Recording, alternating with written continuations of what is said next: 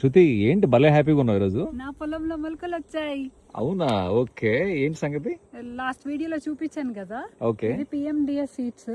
Okay natural farming వాళ్ళకి దాంట్లో chemical fertilisers వాడరు కదా, అవును. సో ఆ సాయిల్ హెల్త్ కోసం ఇవి వేయొచ్చు.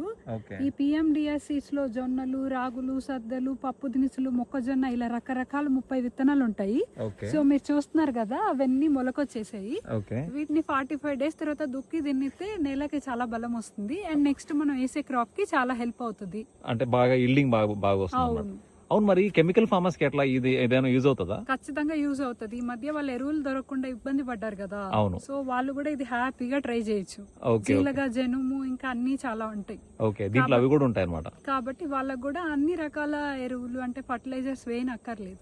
ఓకే ఓకే, సో ఆ ఎరువుల మీద పెట్టే ప్రైస్ ఖర్చు ఏదో దాంట్లో సగం ఖర్చు దీంట్లో పెట్టుకుంటే ఖచ్చితంగా వాళ్ళకి మళ్ళీ ఎరువుల మీద ఖర్చు అంతా మిగిలిపోద్ది అంటావు. అవును అవును Satya. Okay okay, super super.